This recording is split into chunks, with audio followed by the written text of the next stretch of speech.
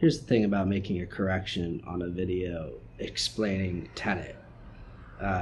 Chances are you're going to say something that's a little too committal and leave out one of the many ridiculous nuances and caveats that comes with all this complexity. In the previous clip and on the podcast episode, it was explaining the role of Katherine in the car chase, and I made a correction to that to clarify that there's only one Katherine at any time here.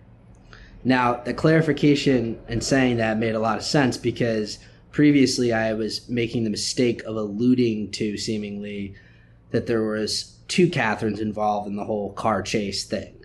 The same way there's two Sators, red non-inverted Sator and blue inverted Sator. Even though I knew that Katherine hadn't been inverted yet, I somehow was making the mistake seemingly of implying there were two Katherines involved, when in fact there's only one Katherine involved in a very complicated loop involving a handoff that we don't actually see on screen.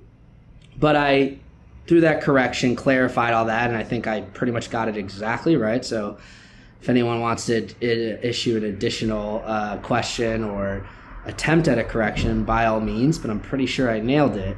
Now, as a result, though, one thing I might have it further confused, however, is that, of course, there are more than one Katherine at this point in time.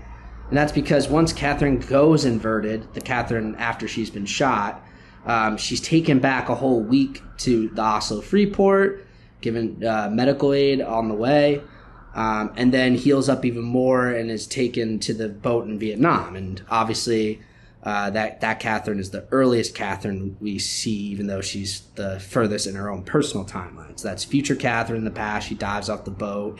We know all this. Pretty simple. So yeah, of course, there's more than one Katherine occupying the same period of time. When I said there's only one Katherine, what I meant was there's only one Katherine involved in that car chase. There's not two Katherines involved in that car chase at the same time. So that was a clarification. I think the important thing to remember is there's only ever one of any person, provided they haven't gone inverted.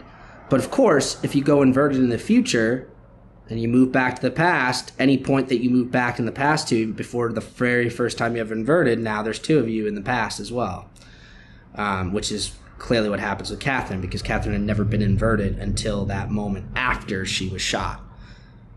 But yeah, that pretty much clears that up. Just remember, think of it like this.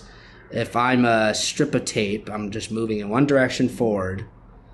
Once I invert, that tape then overlaps with a new piece of tape, that blue tape. And then I can go through the turnstile again and become forwards moving, but I'm back in the past. And then I can go through the turnstile and invert and go even further back in the past, or go into a slightly less further point in the past, and then so forth and so forth and forth until you have a point where there's many pieces of tape overlapping the same exact little space, which is how you get a character like Neil, who's existing like 3 or 4 times over at certain points in time at least, if not more.